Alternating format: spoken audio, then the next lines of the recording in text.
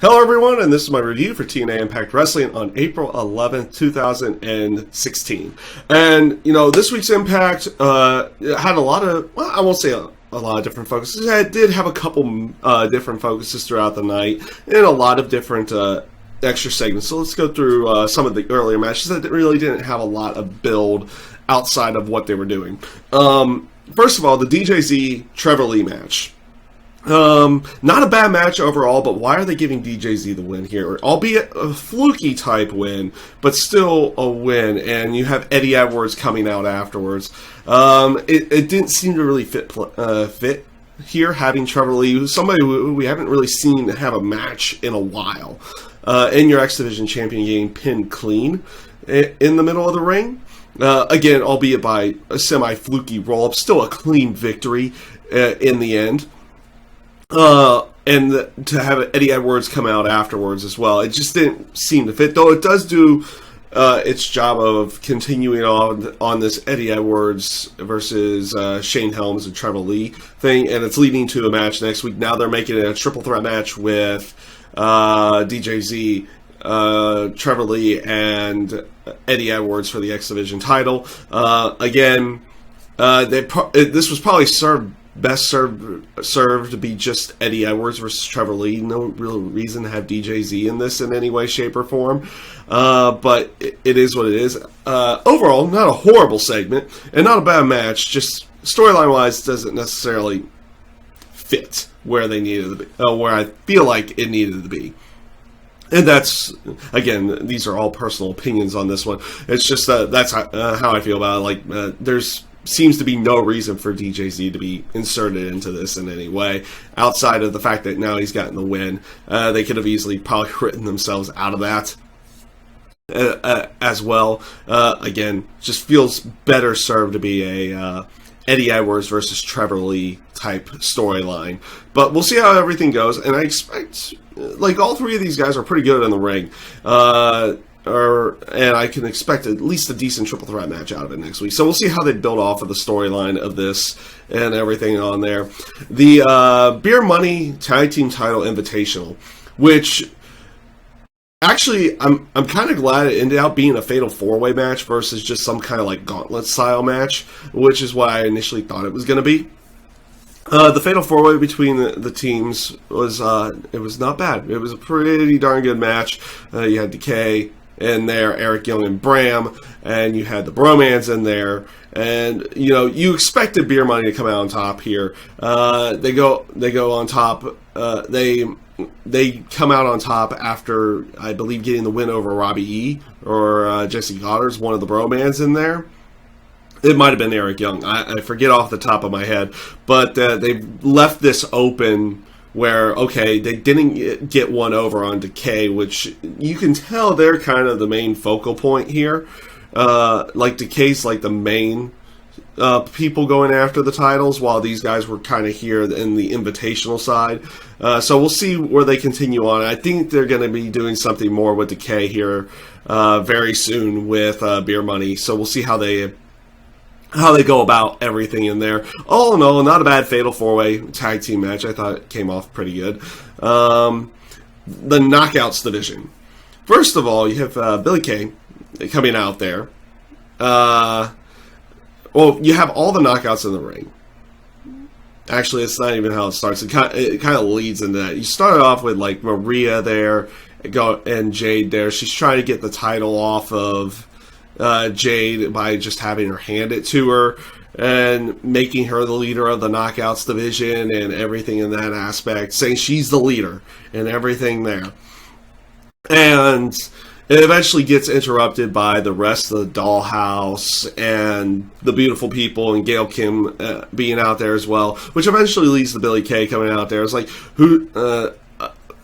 and putting one over on Maria, saying, it's like, we still believe that everything is based on the action in the ring. And if one of you wants to be the leader, one of you is going to have to prove it in the ring next week, one match. And I think they announce it later as it being a ladder match next week. So basically, they're writing a storyline for the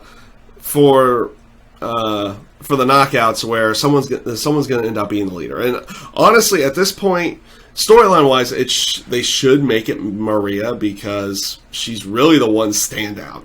She, like, the biggest problem with the knockouts, outside the fact that they do put on really good matches and everything, not one of them really stands out anymore. I mean, obviously, Velvet Sky and Madison Rand have been doing the beautiful people thing for a while. The Dollhouse no longer stands out because they don't have a real leader in any way, shape, or form.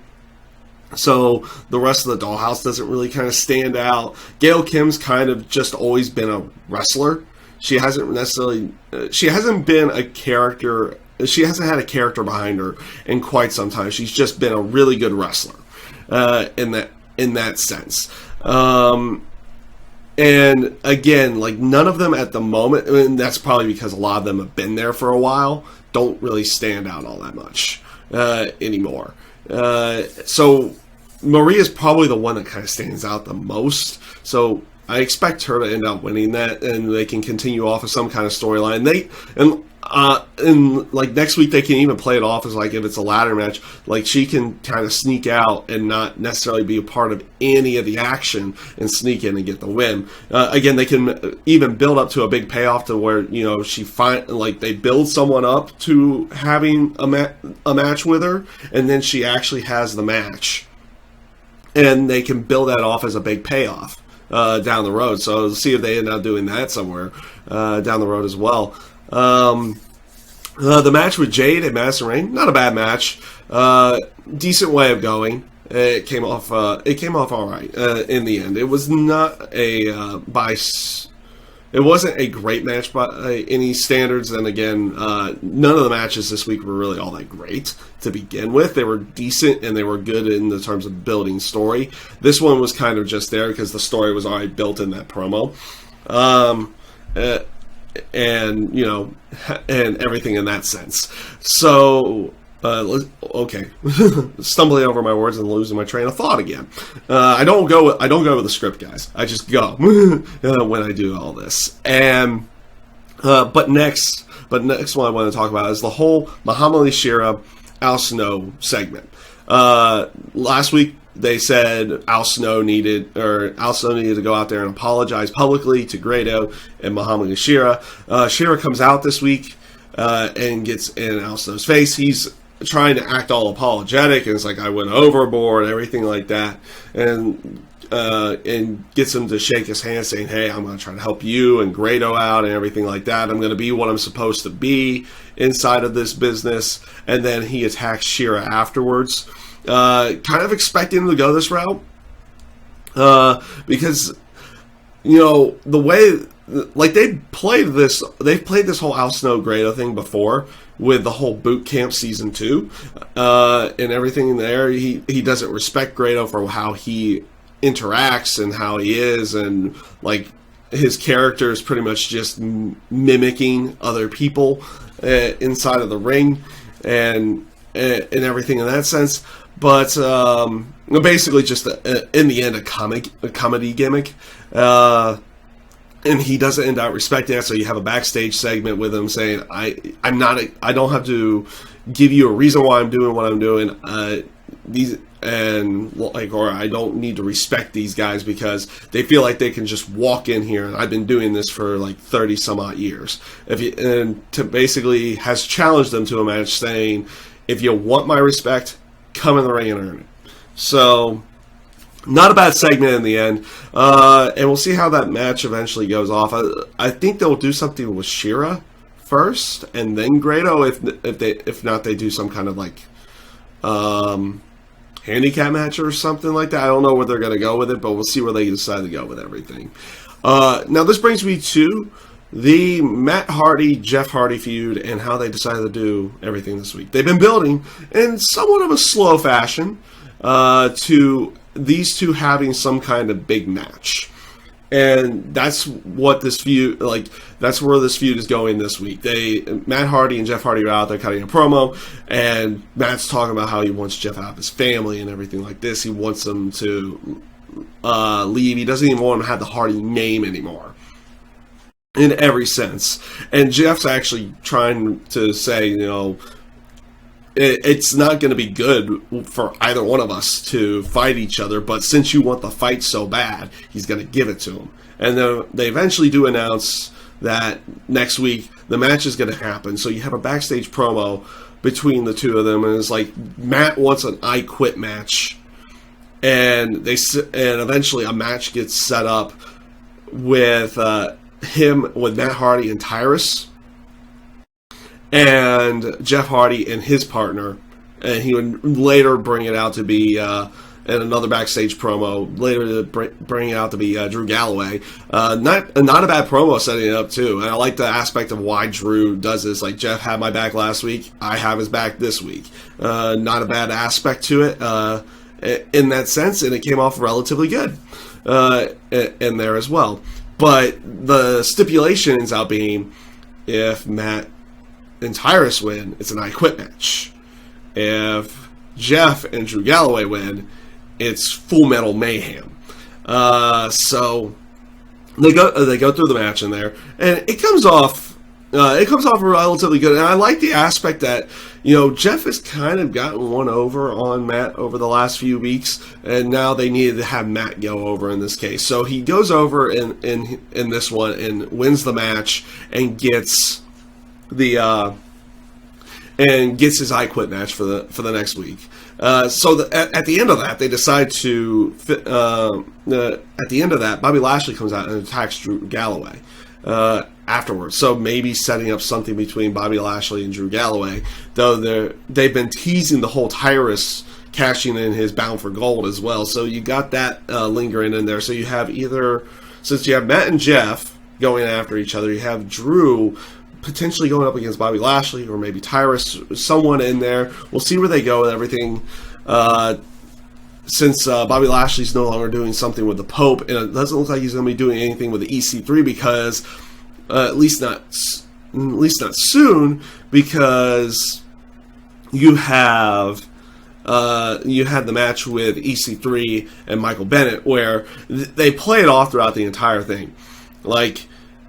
EC3 has the match won like 3 times, but Maria keeps getting in the way. So EC3 just eventually snaps and gets himself disqualified and beating the crap out of Michael Bennett. And this is after a couple of extra backstage promos.